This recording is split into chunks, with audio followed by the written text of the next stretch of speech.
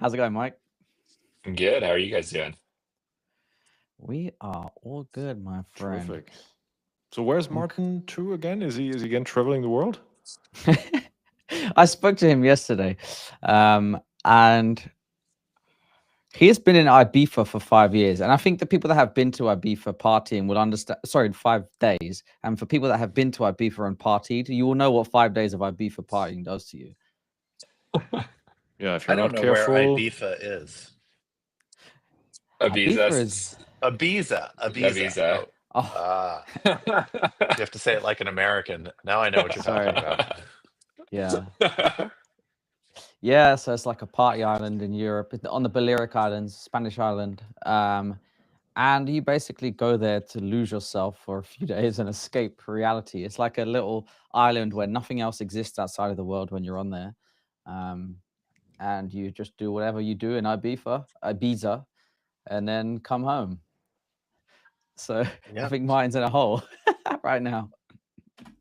He might need a week off to recover from Ibiza. Yeah, he's gone to a different part of Spain to get some relaxation, and then I think he'll be back next week. So, yeah, so, sounds good. So, all right, let's go. Today we're going to be discussing. There was an interesting deal between Microsoft and a large general contractor. Interestingly, the article I found is in dollars, but I know with the same contractor, they'd also done something over here in the UK as well. So interesting times. We'll talk about. We just saw as we were going live around about an hour ago that Firmus, AI company within the construction tech scene, had been acquired by Bluebeam. So we can have a little quick look into that. We'll talk about Autodesk's latest reports. I know there's a lot of positive things to say about that. We have call-ins from Ari Bleemer from One Crew, which is a business management platform for the paving industry. They just raised a $7.5 million seed round. And then we have Britton from Build Factory. He was actually on Bricks and Bytes not so long ago. Just come out of, well, we'll find out his not so secret exit from stealth mode. And they've just raised a $3.3 million pre-seed round for prefabrication marketplace. And then if we get there, there's been some updates on the Figma and ongoing IPO drama, and OpenAI, as we had discussed a few weeks ago about their roles within the AEC space, have announced another exciting role for people if you're interested. So stay tuned. And of course, we have Mike with us. So let's do this. First up, Balfour beat. So actually, Mike and Dustin, you two wanted to talk about this. So the headline of the news is Balfour BT invests nearly $10 million in Microsoft AI. Okay, so I think it is perhaps part of their UK initiative here, because the subheadline says, as part of the initiative, the London-based builder will pilot an artificial intelligence agent on a Scotland infrastructure project. Yeah, Balfour BT is running a pilot of the tech on a £185 million A9 project in Scotland. It's a road improvement job where the firm is upgrading a single lane into 2 lanes. Wow. Constructing 4 new bridges and delivering new side roads together with various junction upgrades. Woo. The AI agent, which focuses on inspection and test plans, identifies common issues that include incorrect or outdated templates reaching technical experts. As a result, the agent enhances the consistency, efficiency, and quality of ITPs, according to Balfour BT. So what does this deal with Microsoft and Balfour BT mean for construction tech AI? Who wants to go first? I have popcorn. I'll let you guys go. Dustin, you go. Well, I find it fascinating that the number is so large and the commitment is so large to Microsoft's AI Copilot, where I don't know what they expect is going to be truly insightful that Microsoft's going to bring to the table, that they couldn't at least test other AI specific solutions. But what is the unique insight that Microsoft brings to construction?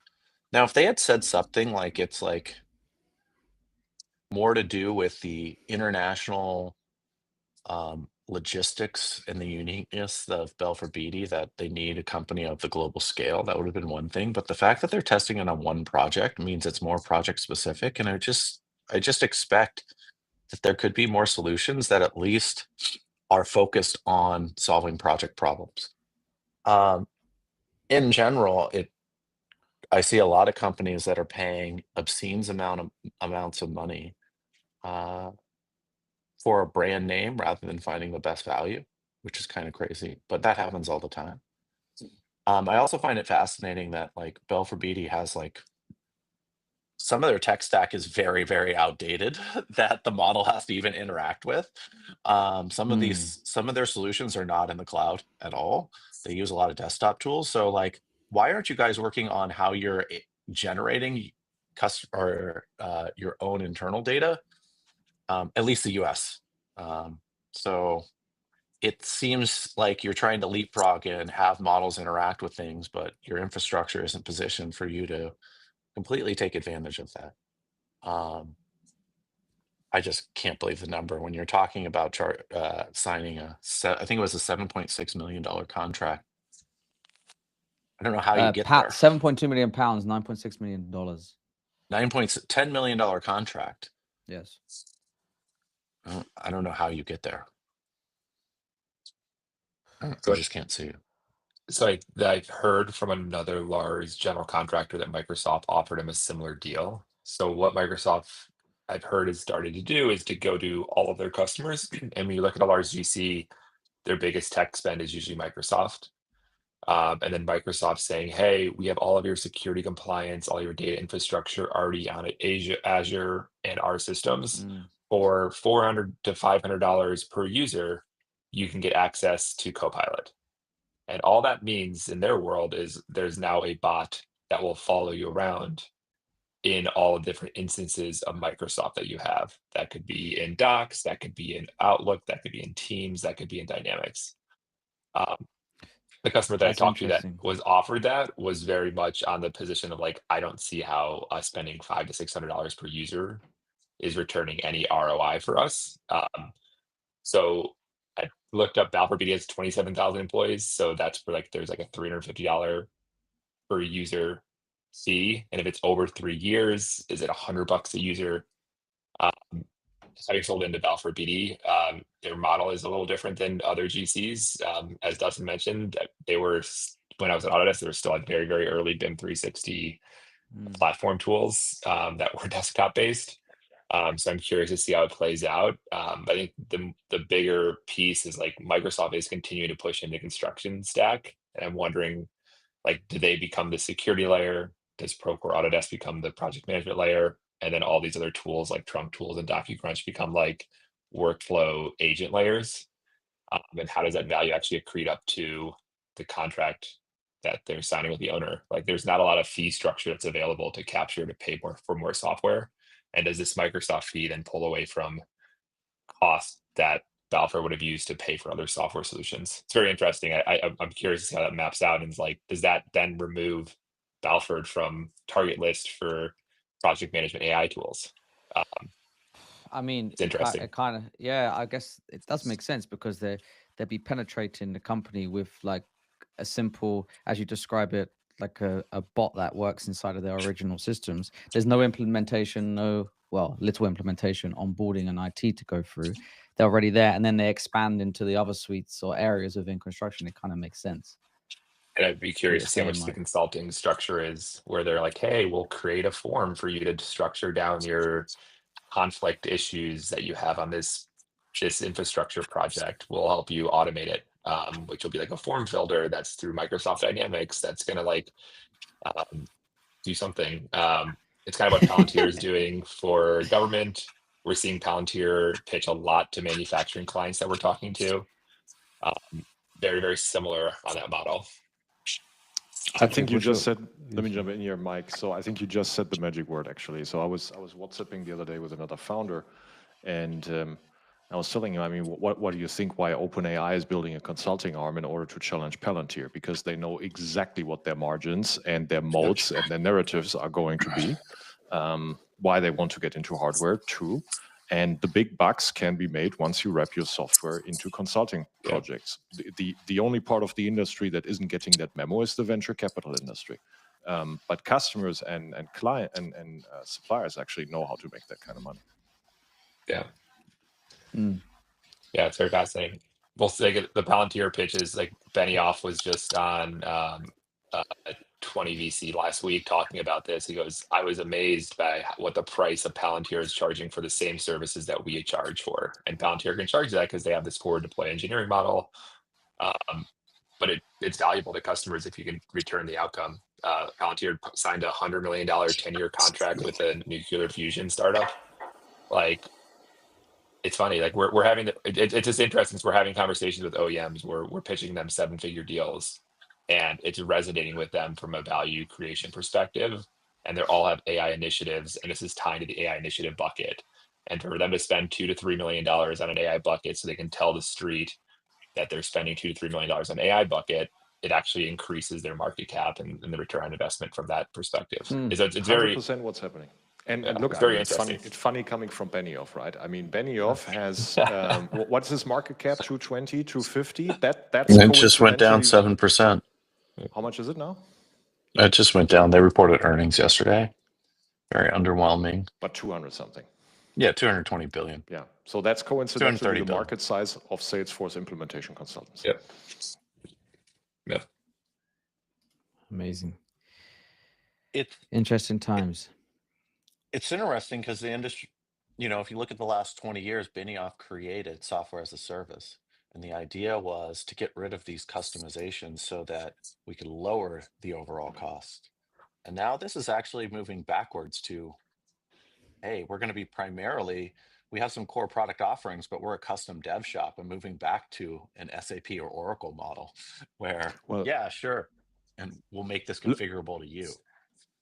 Look, that market never went away. It's just that the big software players, because they wanted to be valued on high gross margin, high recurring revenue, they didn't take that revenue that went off the table, and they just left it basically to Accenture, SAP consultants, Salesforce consultants, etc. Why would you want to leave that on the table if you can just as well build a Palantir type market cap? I mean, amazing company, but explain me that multiple on that business.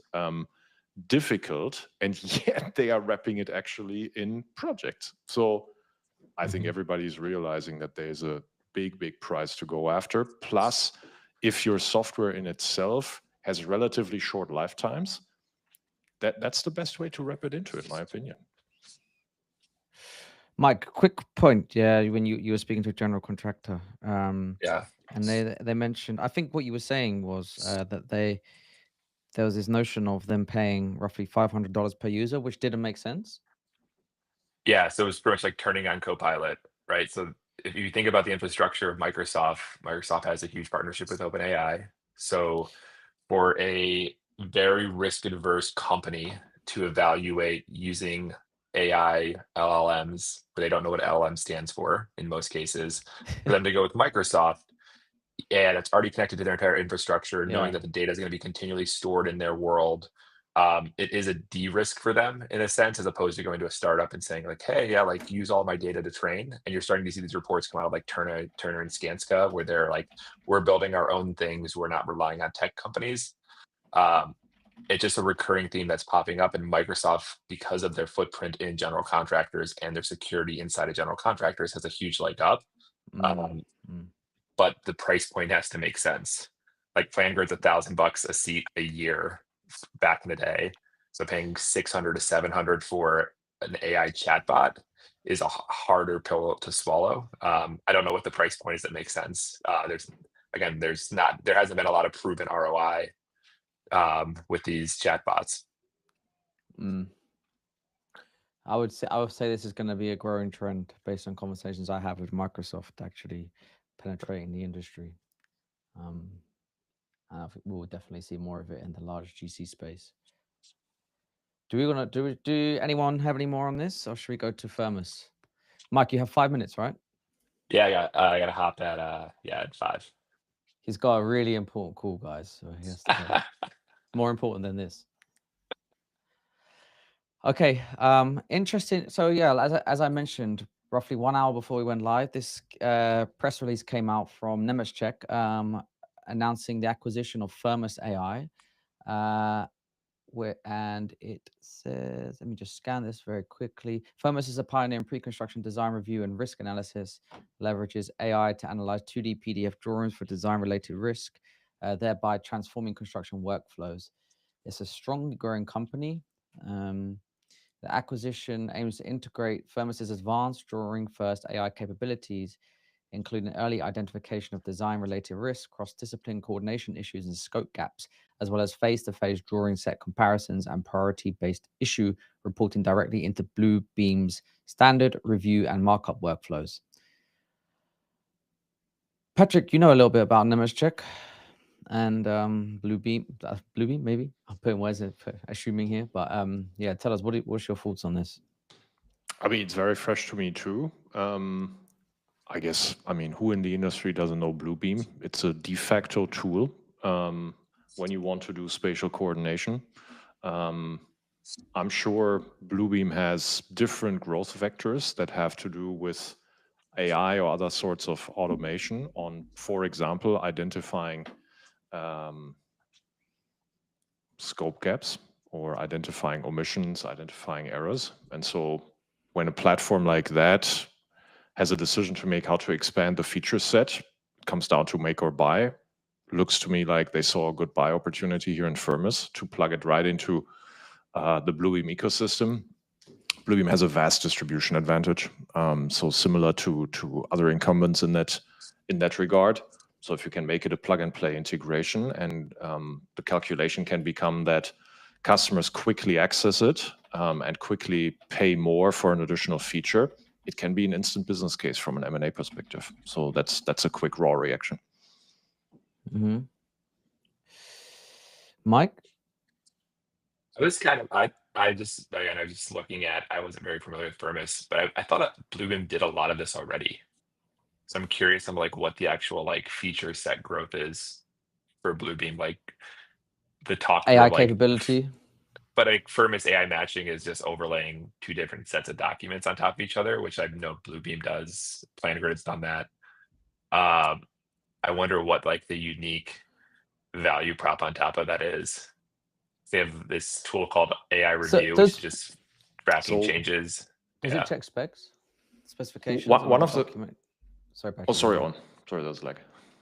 I was saying that from my understanding, when we spoke to Firmus, this is at least a year ago now. And I don't know, Mike, if this is what you intended to say, but they had the capabilities to also check other construction documents, not just drawings. So it was going through like if you had like a project which had X amount of documents on, it was able to compare a drawing with all other data and information within the full suite, not just a drawing on top of another drawing, to compare changes and risks and differences. Yeah, there's that. And then one of the things that stood out when we chatted with Firmus years back, so not recently, they were working at the time on relatively early and ahead of others on proper segmentation of the 3D models so that you can actually query it relatively easily, very, very similar to a database. Now that seems a little bit more run of the mill, but they were ahead of the curve here a little bit. So perhaps that was something that they had refined further and that was attractive. So that at least went on in my mind when I heard the news. Dustin, do you have any views on this? I have I never would come maybe across be in. Firmus before, Yeah. but go ahead.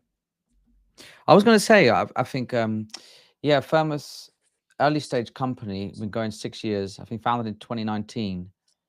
Is this an early acquisition? Like, is it quite early? And I mean, they've been going for 6 years, but my understanding was that Firmus were not in a kind of,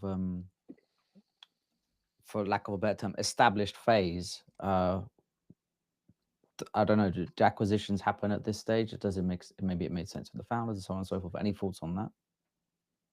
I think that if you read the press release, they say they're supposed to be in mid-single-digit revenue by end of 26, which means they're in low single-digit revenue at best right now. So being founded in 2019, that's highly problematic. They probably could not raise the next round of capital, and so they looked for a place to at least give investors back some of their money and sunset the company and find it a home. I think this was purely they just wanted to find a home, and Bluebeam was thought there was some value in the technology or the people that they could bring on board through the acquisition. Mm-hmm. Fair enough. Can't think of anything else. I Mike, gotta hop, guys. I'm conscious of this very important Bye, call. Mike. Yeah. I'll talk to Keep you guys going, soon. man. Thanks for having Thanks me. for coming. Thanks, Yeah, Mike. see you See you soon. soon. Yeah. Yeah. Do we know what this call is, or are we not allowed to say? He said he could not move, unequivocally could not move it. So it's very important. Must be a new You could customer. spread rumors now if you want. Now that Mike's off. It's Bluebeam's acquisition department. Oh, Yes. oh wow. Nice. No, look, okay. I mean, Owen, to your point, right? I think every proper exit should count as a success. It's very difficult for the founders, that is, not necessarily for the investors. Of course, the investors know what they sign up for, and I know that what I do, I need home runs in the end, but part of the game is that if I don't achieve my home run, to help the founders in other ways achieve, let's say the next level or the level B, of success that is most appropriate. And so this one should be considered a success. When you've been hard at work for 6+ years on building a business in an industry that is as difficult as ours, selling and finding distribution advantage, building a product, etc., it's certainly not easy. Then Firmus also, let's not forget the context. I mean, Israeli founders started out of Israel, targeting the US. We all know what happened October 7th in 2023. I'm sure they also had implications in their friends, family circle, etc. So just taking all of the context, I think it's something, congratulations, guys. Yes. Glad you found a good home. Well stated. Hope you made some money. And, in 2 years, you can then build the next company of your dreams. So I guess that's also a cool way to look at it. That's really Yeah. important to call out, Patrick. I think that everyone wants the home runs, but just building a business that someone wants to acquire in technology is really hard. Yeah. Most companies go to zero. It's just absolutely shut down. So congratulations, team. Yes. I guess we'll find out a little bit more about that in the near future. Yeah. And by the way, their co-founder and CTO had already, I guess now's a good time as any to plug that. So Ruby, he already founded a new company called Ladder out of New York. Yes. Go give him a follow. I think he's a cool dude. Definitely following his work on my end. Yeah, same. I interacted with him a few times. He came up with some cool suggestions for the podcast. So Ruby, thanks for that. Appreciate it. Okay, shall we go on to some exciting news from Autodesk? Yes. Latest earnings report. Quarter ending July 31. Oh, I thought you were going to give us some juicy gossip about what they're going to present at Autodesk University in terms of API pricing or terms and conditions updates next week. Sounds like you're looking for something specific. Just, yeah, I don't have the inside Are you scoop. going to Autodesk University? I've never been. I've never been. It's maybe one time. Are you? I will be there for the entire week. Nice. Very, very interested. They are Let's go party in releasing their Dustin. I'll quote be there with unquote. you. Yeah, they're releasing their new estimating tool. So very excited to see it. Okay, got it. Isn't it? Okay, you're going to be front row and center for the announcement, yeah? Do they have a way of preventing you from doing business development at Autodesk University? I'm curious. I actually don't know. I mean, I'll say no, but I hope I don't get in trouble. At the end of the day, I want to partner with Autodesk. I would like to integrate with their solutions, and we are going to have mutually shared customers. So I don't think it's in anyone's interest if they say, no, you have to just use Autodesk, because I think people would find that quite offensive. So, yeah. Autodesk spans everything, and it's impossible not to compete with them. And the customer should have the choice of, do they want the best of breed, or they just want a lot of product surface area? To your note, Patrick, I have had some stories from founders in the industry who are building products which may be competing with Autodesk, which were given very strategically placed booths at the conference. not in the favor of the startup, in favor of the incumbent. You mean like next to the bathrooms or something like that? Yeah. The sign facing the wrong way, like the company logo was I like see. printed back to front and upside down. And not next to by the that bathrooms is extent. probably a good location. Yeah, for sure. Yeah. I have a story. So like when I was doing Building Connected, and this is to Procore's credit, actually, we were going to attend Groundbreak as an exhibitor. And so I get a call from Paul. Paul, he wasn't the CFO at the time. But he's quite up there. He was doing business development. And he goes, Dustin, I know you're coming here and we have a good relationship. We had just finished an integration with them. He goes, just so you know, we're releasing our quote unquote Procore Precon. And I'm like, okay. And he goes, but we want you to attend, and we just believe that customers should choose doing the best of breed.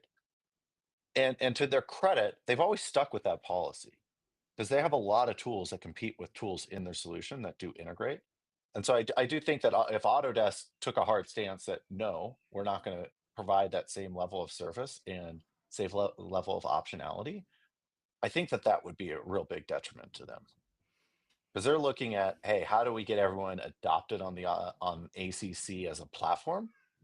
And whatever tools you want to plug into the platform, they're kind of up to you. But their view, I think their view, or at least in my opinion, their view should be, we want people consolidating on the ACC platform, and to do that, they might not necessarily use every product in ACC. I think that's would be the right philosophy. So I think that if they're really isolating startups, I think that it's kind of comical. From a US competition law perspective, Dustin, would there even be at some point some antitrust discussions if you blocked certain software to interact with Autodesk? Is that going to be an issue at all? I think there could be, but then who's going to take the mantle and make that case and actually try to run with it? Like none of the startup community actually has the dollar values to do it. Yeah. No one's going to put up the fight. Yeah. Shall we talk about the dollars? So oh yeah, there was an earnings release, you said. Yeah. The Benjamins. So this is the report from quarter ending July 31st.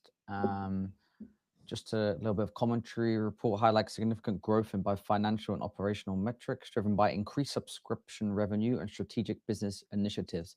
So total net revenue.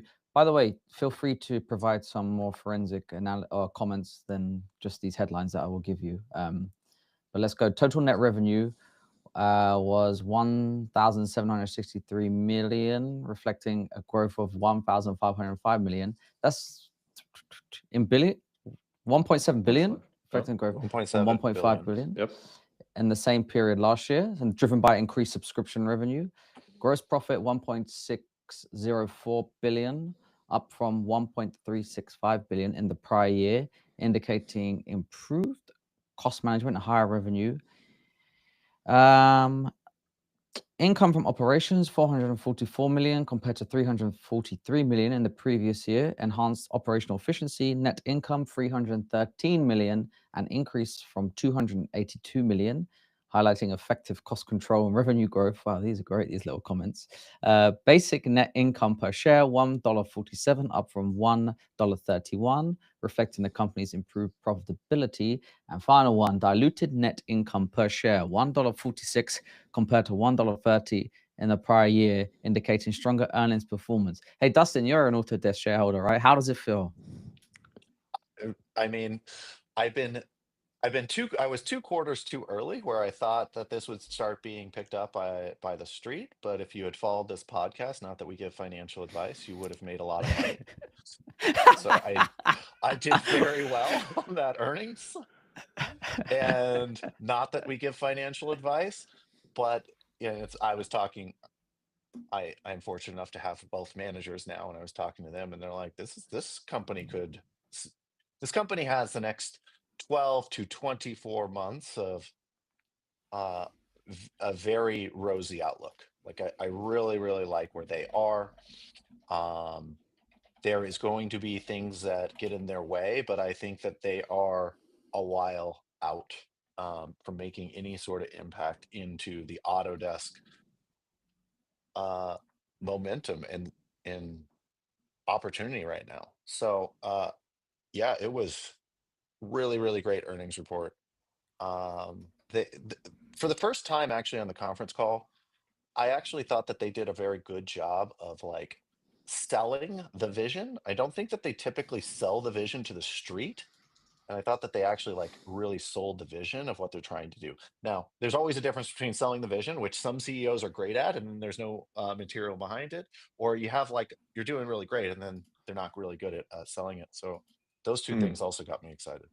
Which Have you noticed a change in that regard in terms of the narrative and the interaction with the capital markets since the activist investors got involved? Well, so they've done a lot of things that, I mean, even their marketing right now. Remember when we talked about their God commercial? I really think that that was more targeted at making this more of a household name to get more of the quote unquote hood investors aware of this stock as an AI company. Like, I think they're actually being quite intentional. And when they talk about cost controls, they let go of 10% of their company and they're not really backfilling or hiring. Like, so there is a lot. That's the activists. They're like, you're holding your spend flat. We're going to see this revenue growth, and then all of a sudden you're going to see it become a cash flow machine. They have the ability and the infrastructure to push products through their channel, so I can see a lot of revenue growth while relatively maintaining costs consistent. So increased profitability looks good. I mean, just to put that into perspective, I'm just checking it. As of today, they're actually valued at below 10x of this year's forecasted revenue. So it's not even a 12-month forecast. So it's not an ARR multiple, etc. It's actually sub 10x on the forecast for this fiscal year. That's, I mean, many people would call that fairly priced, to say the least. So they are forecasting around 7 billion for this fiscal year. Certainly, Yeah, and they're gonna cash flow over 2 billion, and they're what, a $60 billion market cap. So now we're talking 30x for an AI company on free cash flow, or 30x, maybe it's 25 if they get to 2.5. So it's fairly priced with, I think, optionality only to the upside. Yeah, I mean, free cash flow on the whole year, are they actually giving a guidance? Yeah, 2.2 is their guidance. Yeah, so it's sub 30 on a company that's has a lot of AI products coming online, and it has a really good story. It's a great asset. I remember, Dustin, the discussion you and I had with Martin over WhatsApp, why NVIDIA is worth more than some G7 countries, and free cash flow is the answer. Yeah. Free cash flow is definitely answer.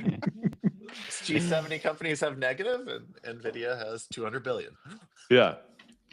And then there was one other thing, Owen, in that release that I found, I just found interesting. I don't think it's earth-shattering or anything, but to the point, we've been pointing out on several occasions how Autodesk is also very, very strongly making a push within the AEC industry with ACC products and the impact that can have on Procore, etc. You see it in the numbers. So the disproportionate portion of their growth actually comes from the AEC segment within Autodesk. So that one grew almost a quarter, while the other segments are at 13% and 4% growth respectively. So disproportionate growth actually coming from the ACC push.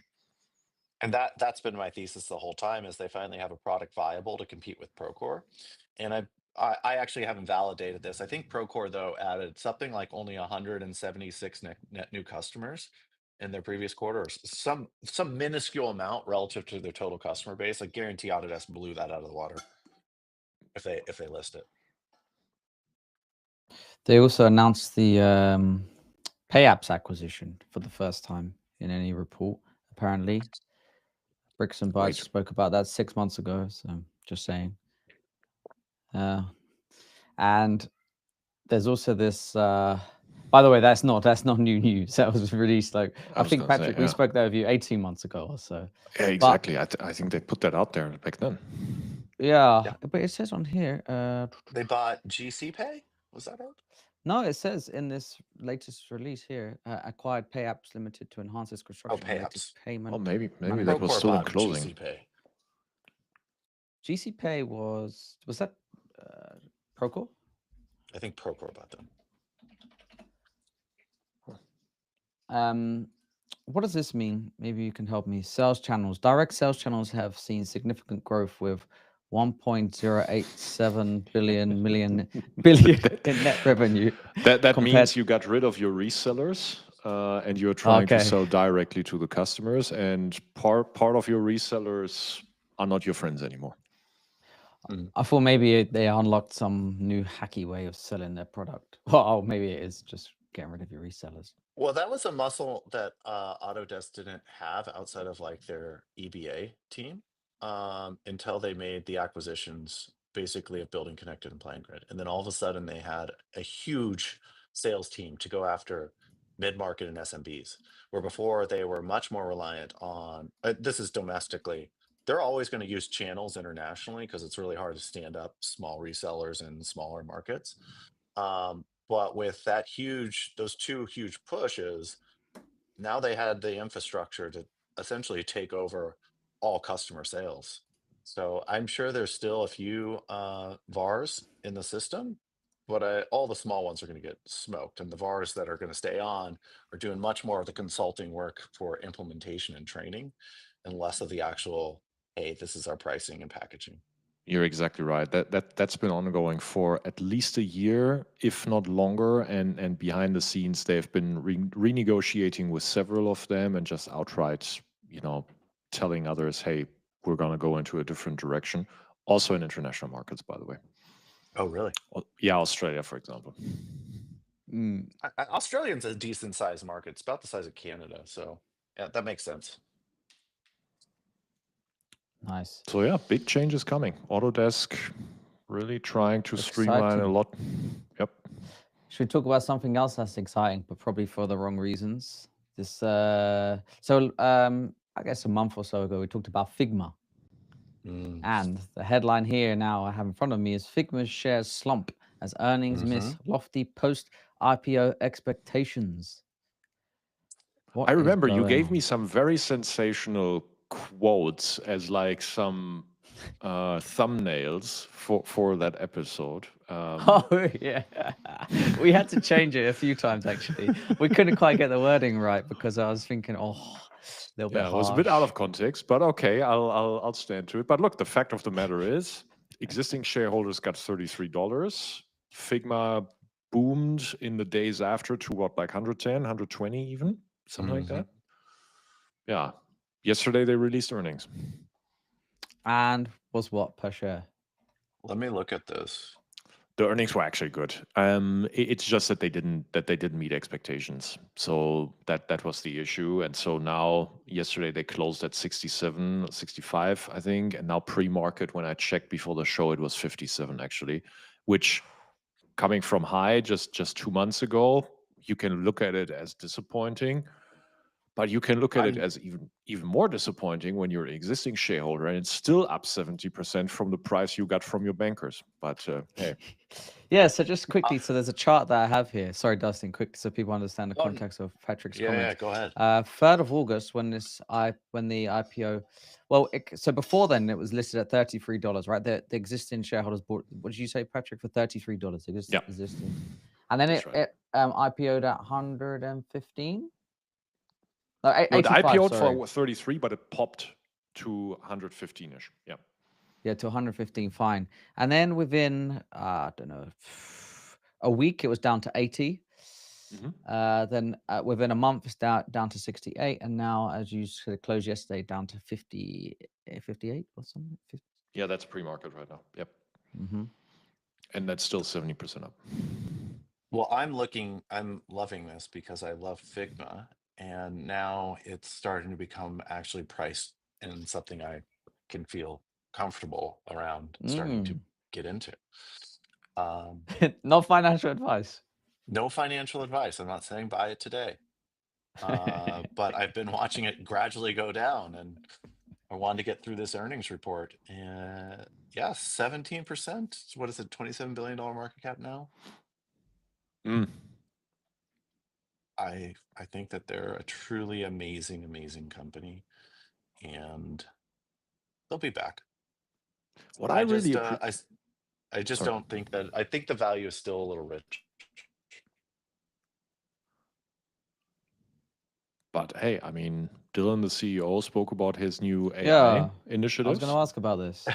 What Yeah. they're doing with AI.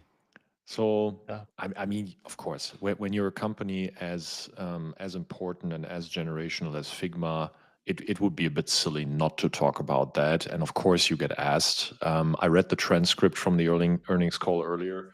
It was, mostly framed as agentic, and so they have a product coming out and released that basically attacks Lovable. So, I mean, that was foreseeable. I mean, why wouldn't they? 100%. And a few other features. And interestingly, the CFO preempted it and said, look, guys, don't expect of us to maintain our 90% gross margin. We will see a hit on the gross margin as the inference costs go up. Read the transcript if you don't believe me. It's actually in there. They're on the record. But they see it as a midterm and long-term investment. And what I also liked is Field, the CEO, is still speaking about big bets. So when you read the transcript, he will say in multiple instances, we're ready to take big bets. We have 1.6 billion in the bank, and it will not always be used for M&A. So don't expect us to go M&A. Rather expect us to take big product bets. And those will certainly be around the AI vector, is my guess. I mean, why would they leave the AI wrapped application development and web development to others if Figma could just as well do it and have it within an authoring tool? To me, that's a fairly good expansion. Yeah, I think one of the things that's unique about Figma is even with their outstanding growth, they're actually cash flow positive, and their net income, I think they're GAAP positive. I wouldn't be surprised. I would be surprised if they weren't.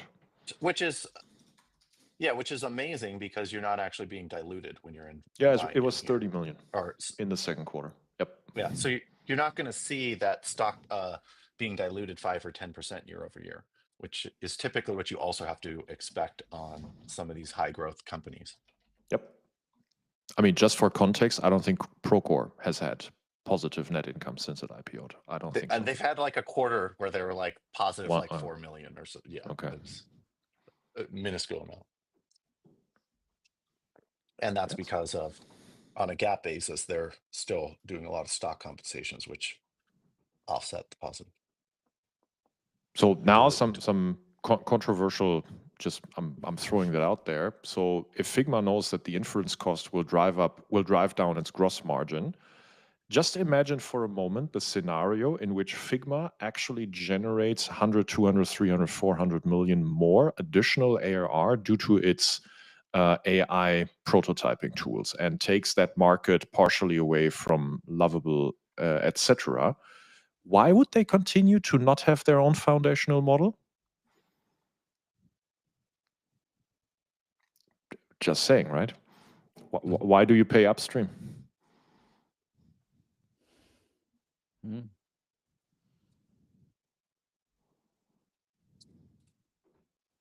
bottleneck is GPUs. You have to go capture that gross margin.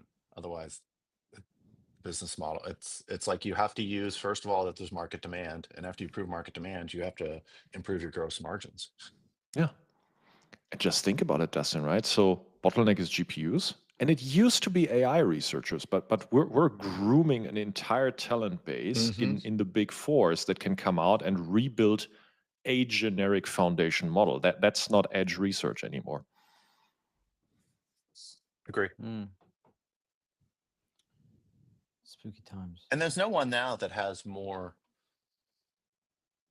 data to train a foundational model on design systems than Figma.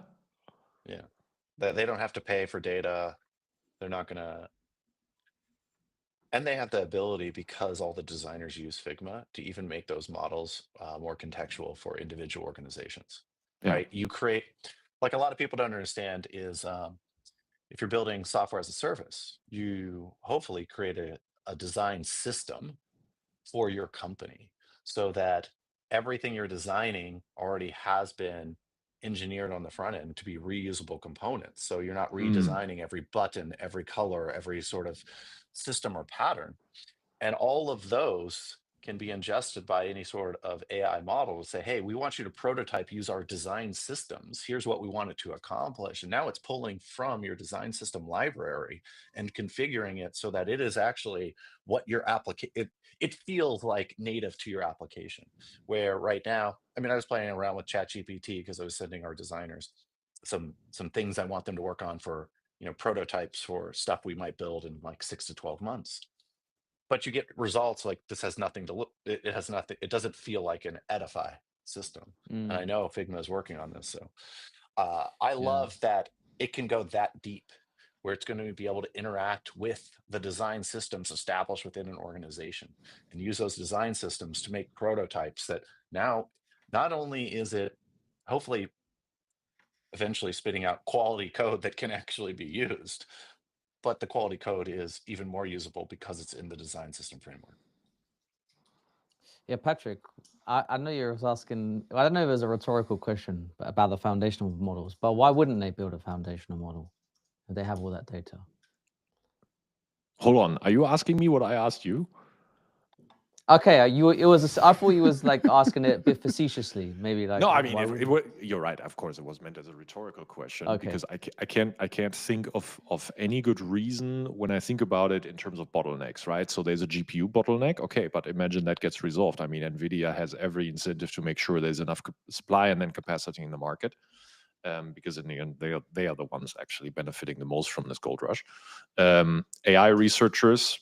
It's already not a bottleneck anymore. It's only for the total edge, but Figma doesn't need the total edge. Figma has the bathtub that it is, and can make do with good enough foundation models, because it finds other ways to actually generate value out of it and stickiness and moats. And so for that, we're grooming a big talent pool in the US and elsewhere. So what is really the bottleneck of doing it? Well, it's going to be probably cash. It's going to cost you 10 digit. They have 1.6 lying around. Do you think they can raise 5 in the public market if that's the story? Yeah, sure. I mean, really, it's just prioritization in my opinion. And if the CFO finds that the gross margin compressed too much and they make a strong internal business case that they can, I mean, look, Dario from Anthropic argued, hey, I'm spending $1 billion and within 12 months, I'm making $2 billion out of it. I mean, maybe Figma has the same internal logic, right? and then that whole margin sits with you.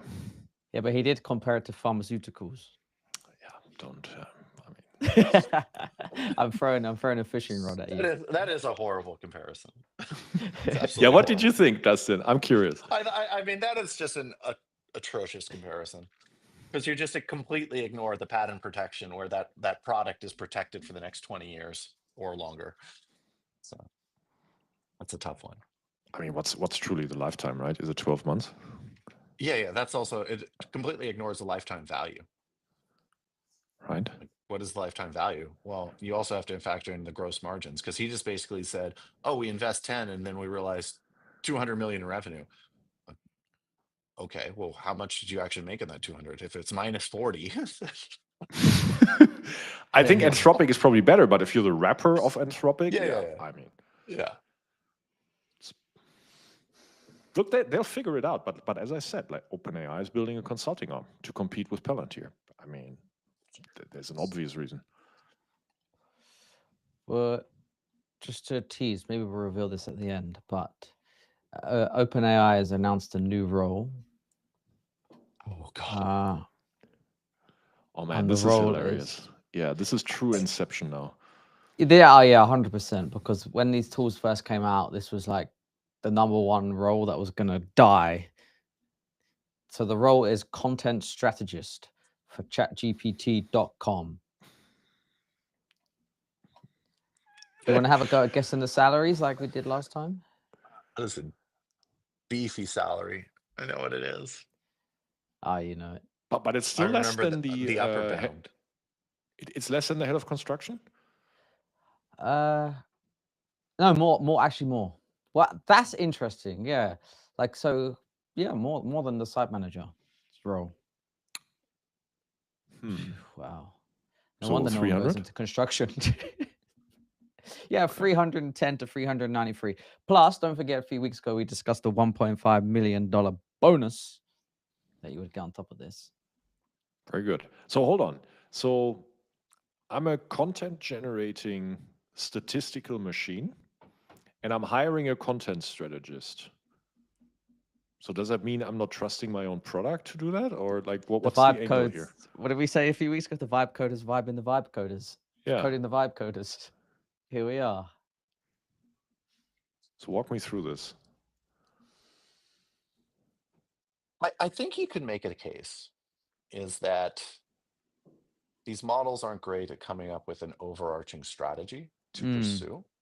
But if you give them the direction and have them work down certain swim lanes, like, hey, this is your objective, like build me content to do these things, that maybe that is the position that they're trying to hire for, someone to develop. So at best, they should probably relabel like what they're looking for, and is someone to develop like, okay, here is how we're going to develop content in these lanes, and the objectives of these things are to do X, Y, and Z. Yeah. Just Here's some. I agree, Dustin. I think the strategy point is important because I suppose these things are good at producing content, but strategizing and understanding context and the overall picture of the business and so on and so forth is maybe a little bit trickier. These are the roles and responsibilities. I'll read off a couple. Own the content strategy for chatgpt.com, aligning it to growth, acquisition, and product goals. This is an interesting one.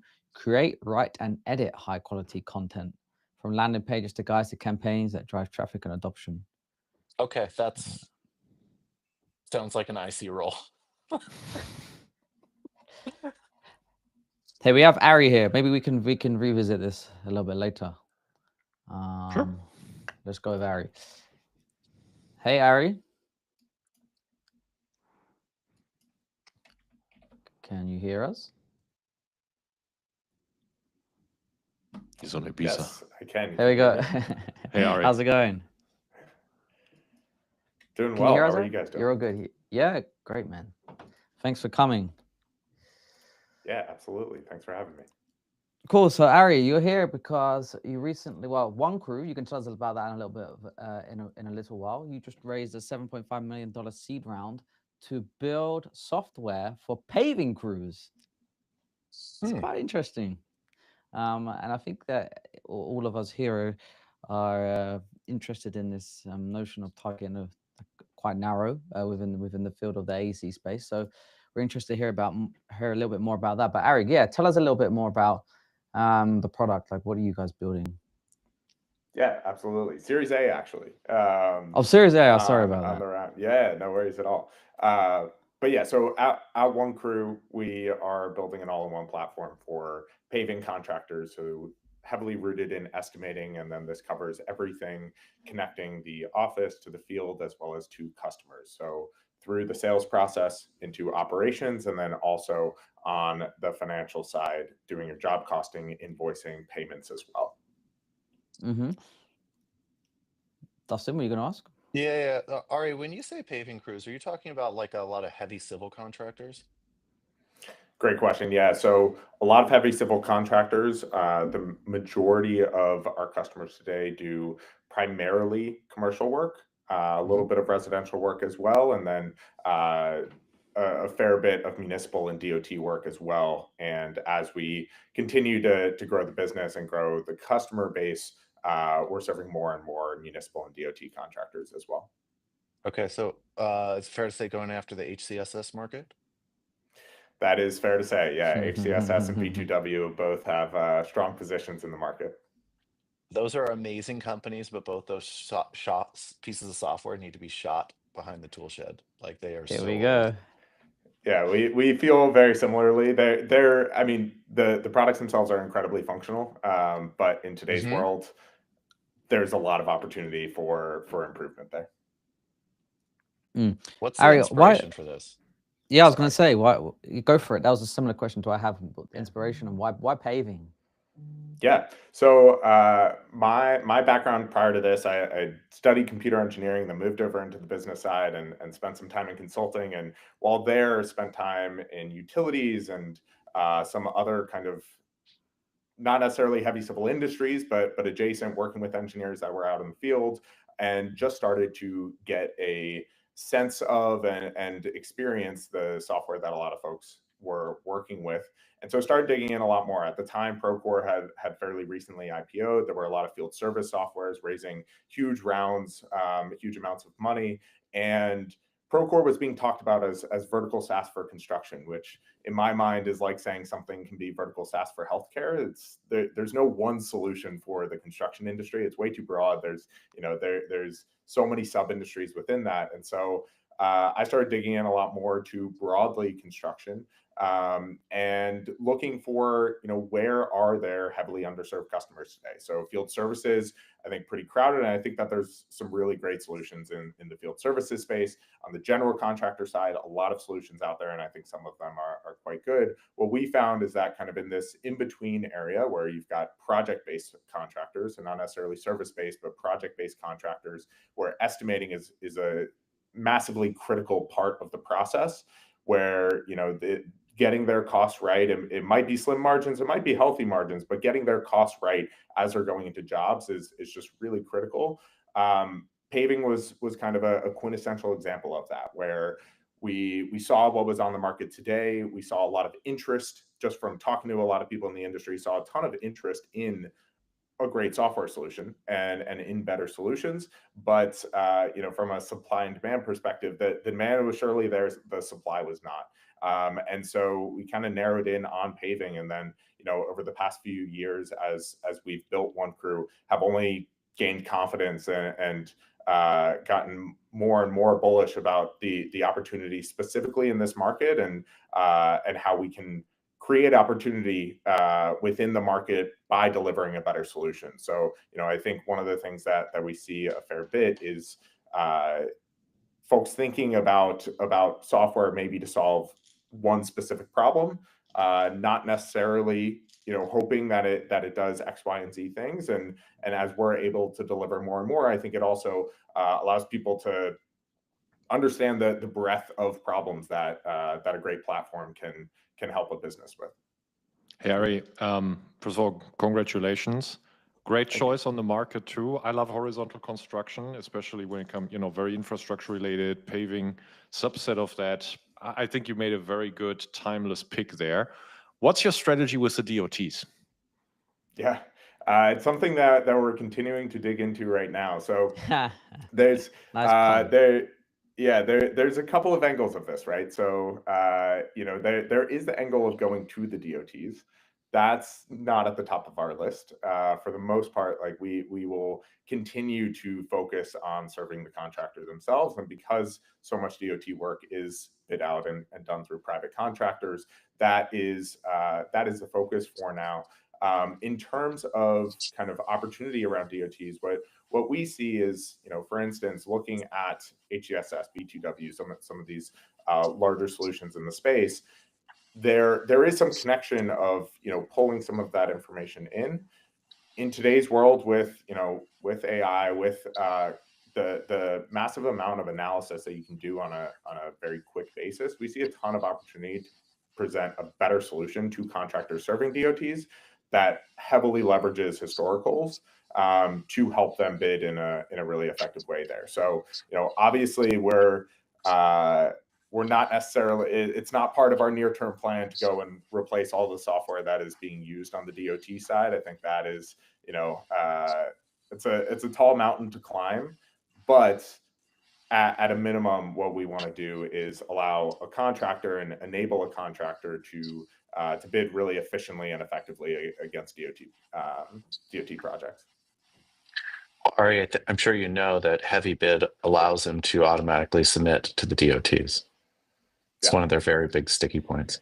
Now, aggregating all of the DOT opportunities so that people already have them in their system, and if you are doing any sort of AI estimation. You can already build them a bid capable of being submitted relatively quickly. Why I like your space is that these contractors are highly reliant not on unit cost but on productivity. Well, which is a byproduct which outputs the unit cost, and tracking productivity and having that historical rates over time is quite unique. And if you can track, like, hey, with the financial tools, how did we perform on a productivity rate compared to what we were expecting? That's pretty powerful.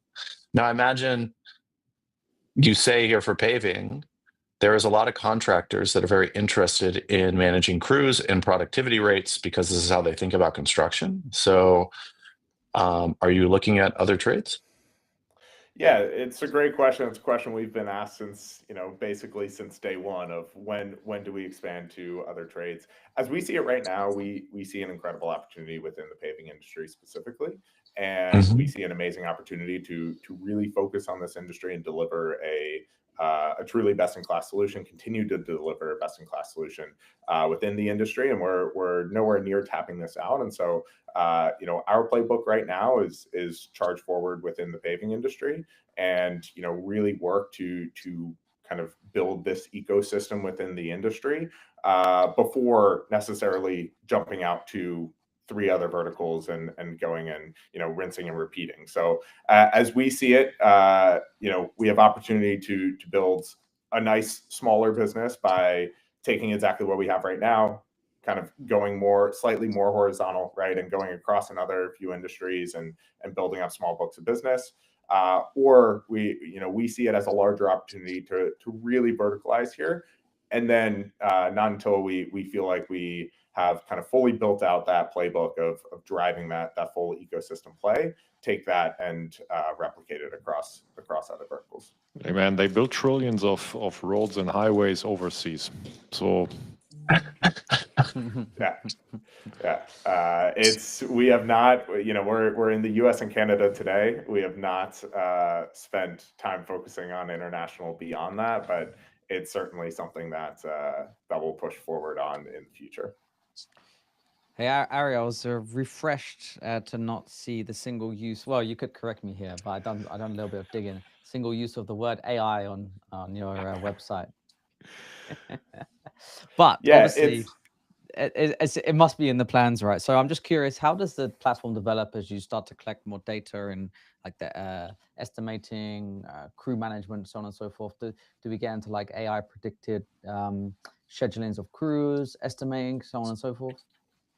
Yeah, absolutely. And right. I mean, I think what you preface there is a couple of the early things that we already are exploring is AI predictions of scheduling, predictive estimating, as well as there's a lot of kind of ease of use applications of AI as well. And especially as we think about crossing language barriers and things along those lines, obviously just thinking about in the US, a lot of folks out in the field are not native English speakers necessarily. And so helping bridge those gaps between field and office, there's a lot of interesting applications around that.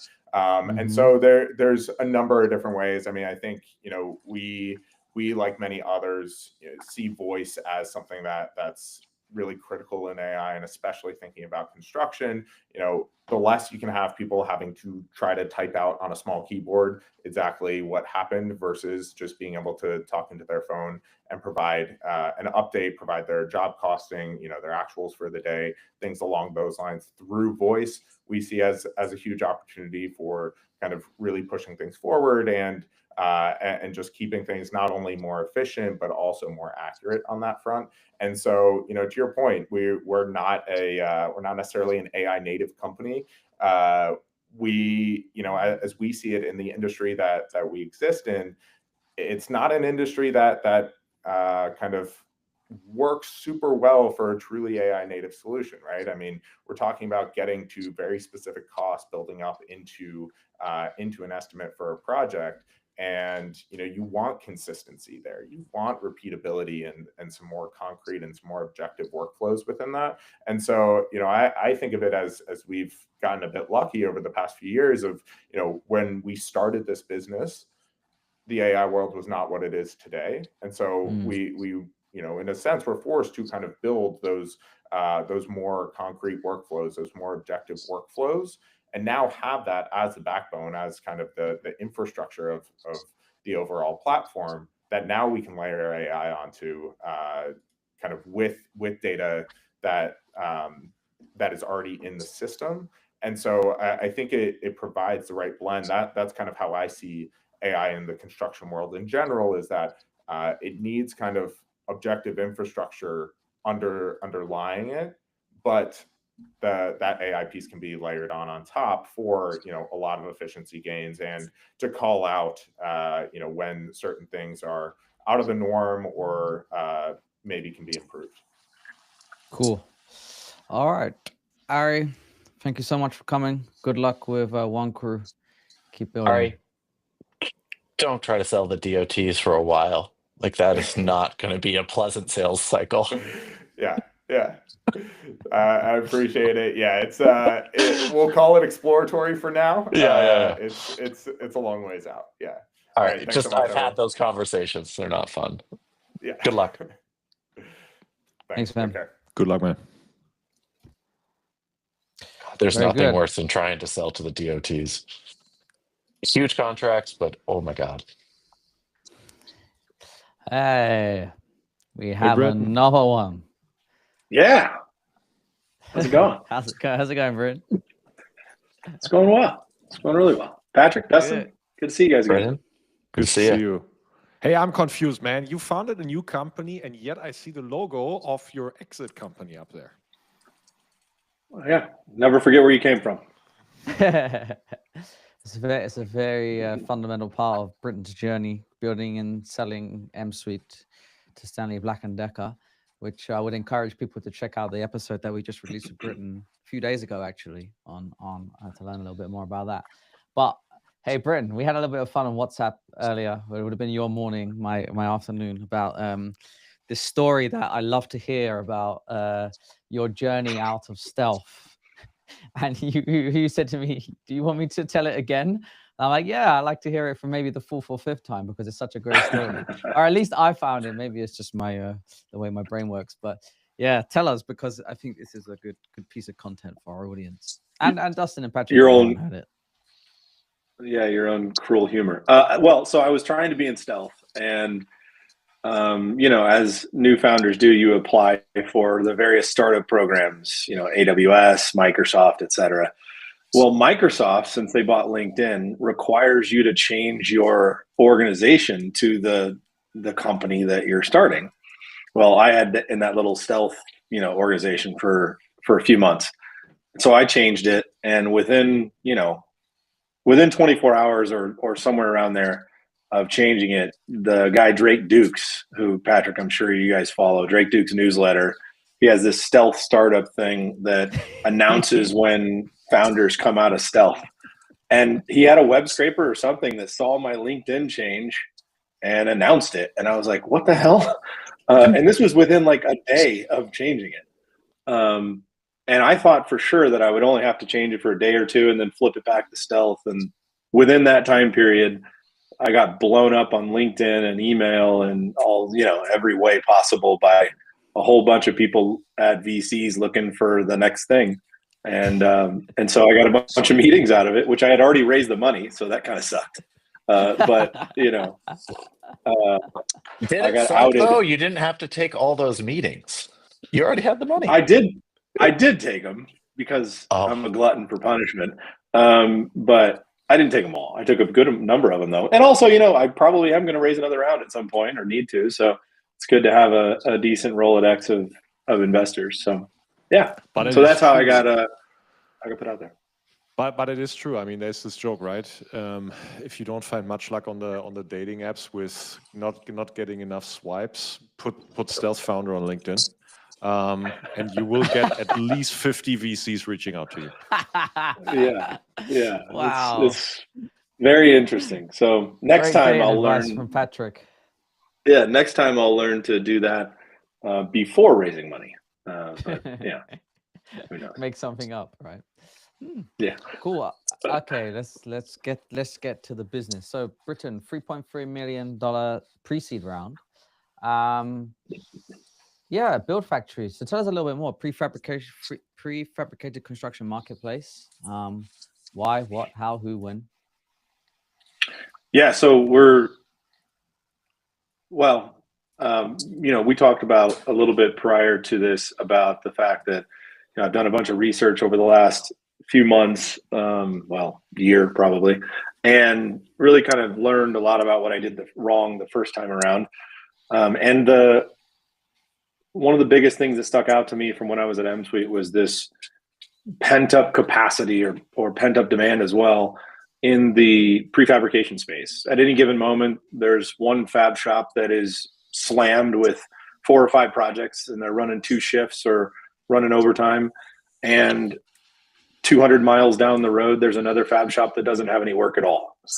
And so we're stitching together this network of fabricators. We have over 200 on the supply side right now. The interesting thing, though, because of what I just said, a lot of those suppliers are also buyers, right? Depending on where they're at with their own projects. So we're sort of seeding it right now on that side of things, and then going after what I call serial builders to fill the buy side. So data center builders like Google and Meta and so on, hospital and healthcare, and the HCAs and Kaiser Permanentes of the world that are looking for repeat access to quality prefab. So staged approach that we're doing. It's starting with the marketplace, but we're also building management software on the back end. So it is a full ecosystem, so that if you're buying from the marketplace, you have a place to manage those purchases. So you're not having to figure out how to manage 12 different, fab shops at once. And then if you're using the software we're building, it'll surface to you opportunities to buy fabrication if needed based on the project management software itself. Brendan, I actually think you're doing something that is very much needed.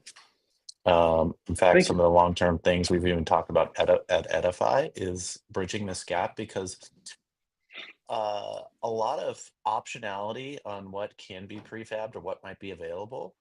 The reason why it doesn't actually get specified or incorporated in plans is simply you don't know it's available. It's don't know what you don't know. Exactly. Yeah.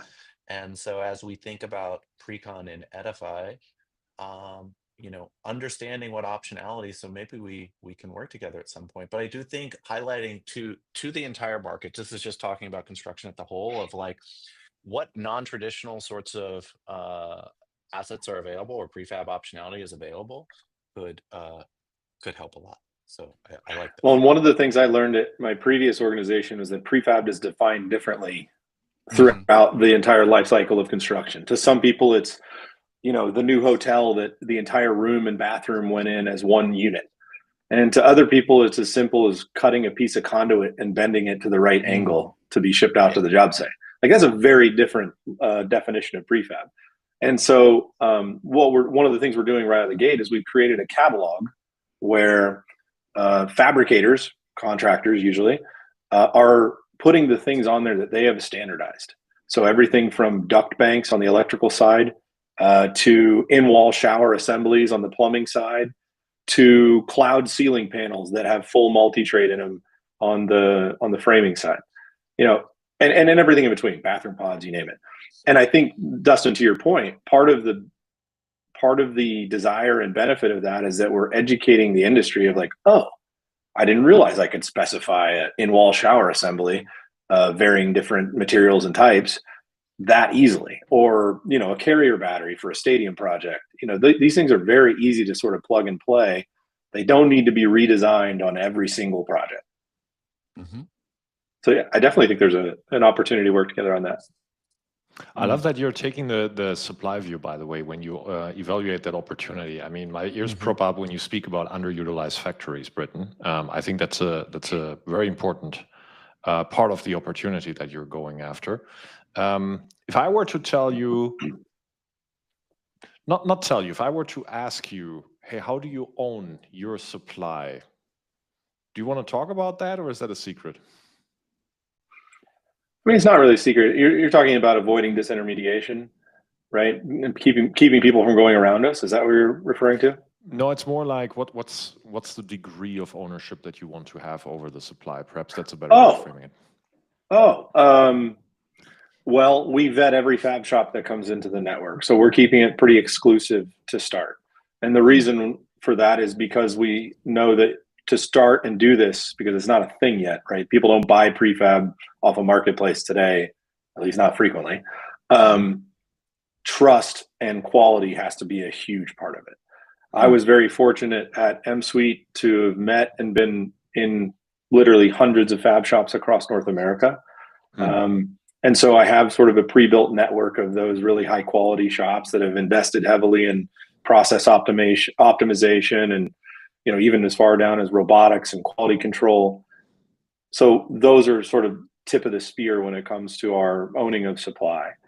But you know, from a scalability perspective, we're working with companies out there that their sole job is prefabrication consulting. So we're working with them to help evaluate future fab shops for us so that we can continue to maintain that quality, but not have to do it all, you know, myself. Okay. Does that answer your question?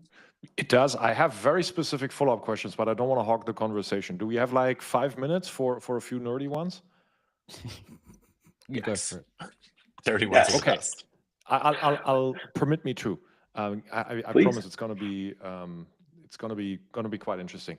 On the diligence of the factories, what's your philosophy? Is it better in the US that you diligence the products that they are able to serve? You mentioned standardization and repeatability. Or is it better that you diligence the processes that they are able to serve, but within these processes, then actually they can flip over to any kind of, let's say, production component, etc. What's the right method in the US market? So I believe in the process first, because what's interesting is on the product side is that aha moment hasn't hit all of these fab shops or construction companies. The idea of standardization is still somewhat foreign to a lot of them, and you'd be surprised. I'll show some extremely sophisticated fabricators an in-wall shower assembly catalog item. They're like, oh, we could do that. And it's like, yeah, you do it every day. You just haven't standardized it. So, you know, from the quality of the shop, we look at what processes do they have in place? You know, do they have a focus on things like lean or other quality processes? Are they ISO 9001 certified? Have they invested in software and equipment like my old software or my competitor software? If they've invested in that, they're clearly a step above a lot of other ones. If they've invested in plasma cutters and automated machines like Tiger Saw or Razor Gauge, they're taking another step. So it's sort of a stair-step approach where we're tiering out the fabricators from an ultra premium, and standard level based on their investment in those things. So the diligence then becomes the machine park. What kinds of processes can the machine serve? So you're going really, really granular in the end to understand the capabilities of each shop, and then that way actually route orders to them, which doesn't have to be necessarily what they have in the catalog today. 100%. So we have a full custom fabrication part too. So if it's a plumbing contractor or a mechanical piping contractor or a duct contractor or an electrical contractor or one that does all of those, they're listing out their capabilities in our system when they sign up their company. And we use an algorithm on our side to match the fabricators with the right purchases. So if a buyer comes in there and they drop in a Revit model, we can assess the Revit model and say, oh, this is all piping. And we know it's B31.1 piping, so it has to be X-rayed. So we need to go to our contractors or fabricators who meet that quality standard of being able to do X-rays on their piping welds. Same goes for the rest of it. So it's at a very granular level, but the idea is to try to make that as frictionless as possible. You know, on the fabricator side, they kind of set it up once. They can edit it or manage it as they grow and evolve their shop. But the idea is they set it up once. And then, you know, on the buy side, they just say, hey, we're doing a project. Here's our bill of materials. It's ASME B31.3. And we can understand what that means using our algorithm to find the right fabricators or group of fabricators that make the most sense. And then the supply you're dealing with in the in the US, take out the top 20% of utilized and the bottom 20% of the utilized ones. If you take the middle 60%, what's currently roughly the utilization of these shops?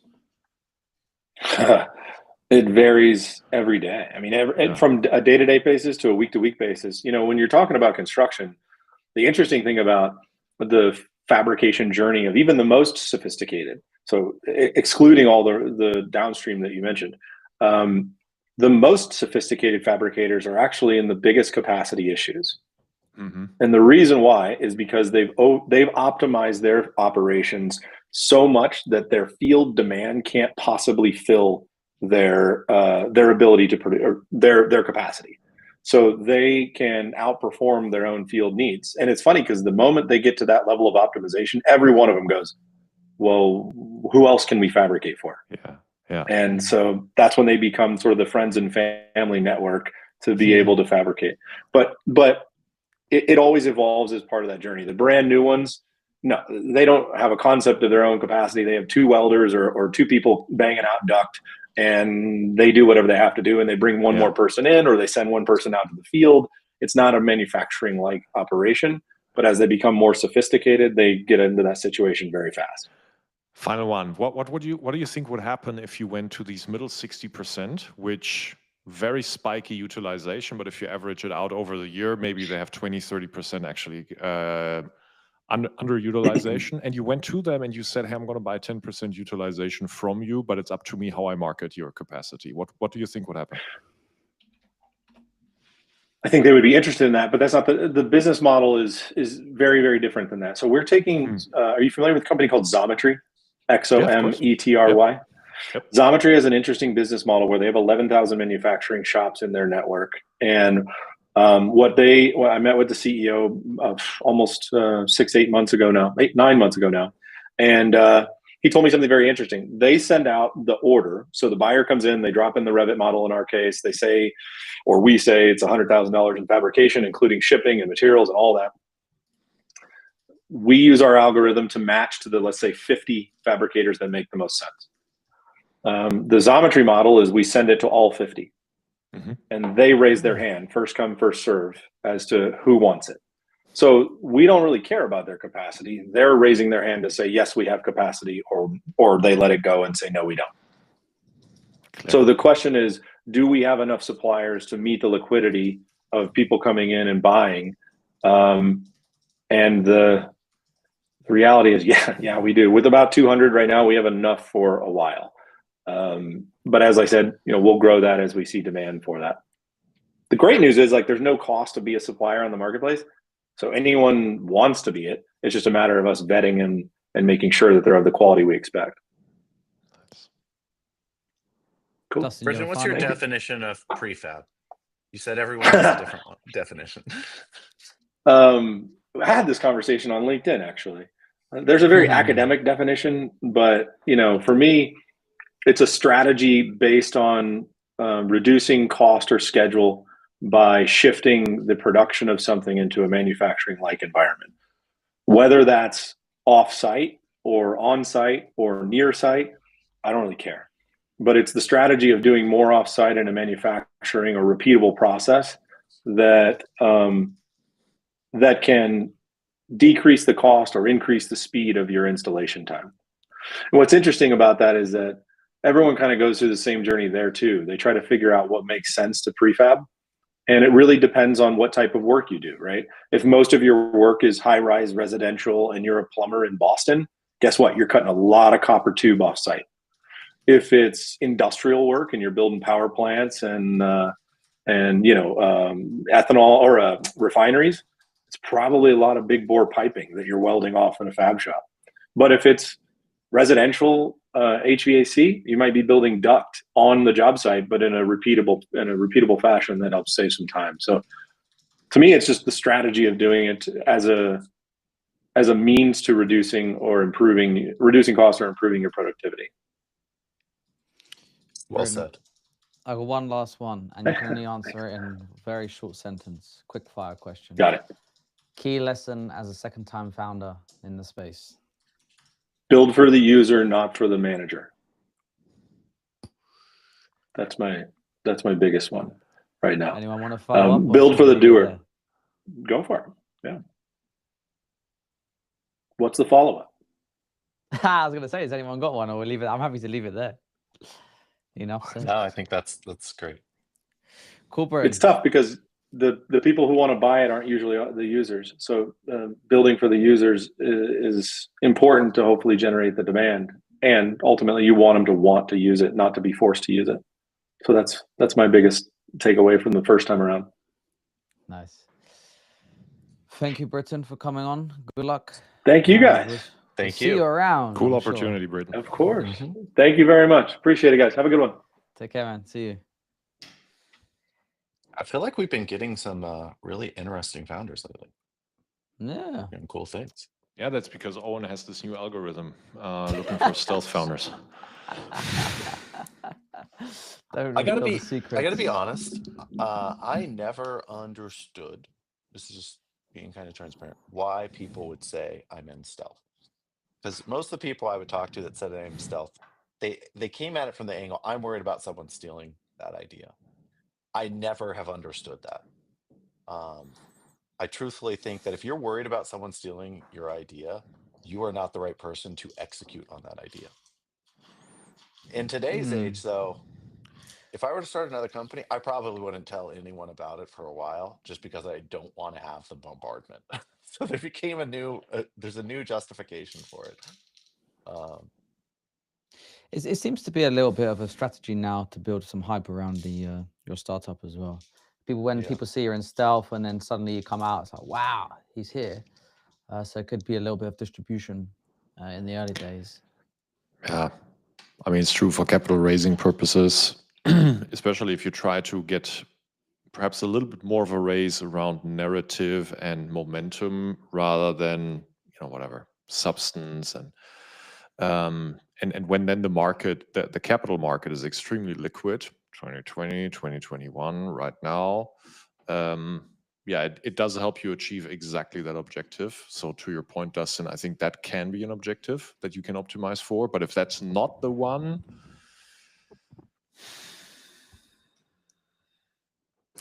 yeah, I would also say the use of then or the benefits of using stealth, they are really limited because you're with your customers, you're not going to get away with that anyway.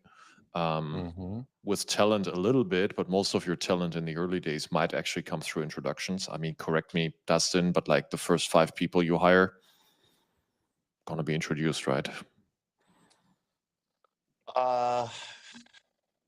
That's not the path I've ever taken, actually. Oh, really? Oh, wow. That is fascinating. No. I've not heard that. I've always been told it's your close network. Oh, no. It's my close network, but I thought you said something else, Patrick. It's through introductions. No, exactly. So I was saying the same. So I was saying, hey, the first 5 people, either you know, or they come from close people that you know. They come through intros. Everyone I know comes from. That's 100%. What I mean. Yeah. So had you put stealth on LinkedIn, it wouldn't have made a difference because it was anyway curated and introduced, and they, what you wanted to chat to them. It doesn't matter what's put on LinkedIn or anywhere with regard to that. So I think it's VC methodology, nothing else. That's fair. I guess I also came at it from the perspective, like the first time I did Building Connected, I didn't know anyone. So I was like, I need to do as much as I can to give people an idea of what I'm trying to do. And me putting stealth, like, who the hell is this guy coming from a general contractor? Like, I don't care that he's in stealth. It was way before construction tech was a thing. Yeah. Okay, talking of guests, next week we have Jivan coming from Open Space. Open Space. Yes, so that will be fun. And then the That following should be a week, long one. How much time does he got? Here we go in for 30 minutes. He's generous with his time. Wow. And I've done this thing on my calendar where it shows me like the active day and not my whole week, and it's completely disorientated me, so I don't know what day I'm on right now. But I know the following week we'll be at Autodesk University. Well, Dustin, you and I will be there. Patrick, you'll be in LA, right? Next week, that is, though. Next week. Are you joining? Yeah. Sorry, the podcast? Yes. Well, if you'll excuse me, I'll be happy to. You'll okay, fine, cool. Are you guys doing a live stream from AU? We should. I'm down. Yeah, I was playing with my microphone, seeing how I can make it work. I'll grab random people for a sit-down interview. Dude, that would be awesome. Yeah, that was what I was planning. I've got We these could mics. grab customers and get their real-time feedback. So are you underwhelmed or overwhelmed? Not financial advice. Not financial advice. All right, Do let's we have work on this. do we have a TikTok yet? We could just like TikTok individual customers. Hey, what do you think so far? I mean, Smart idea. Never thought about that. Okay. All right, peeps. Thank you. All right. We'll see you So- next week. see you guys.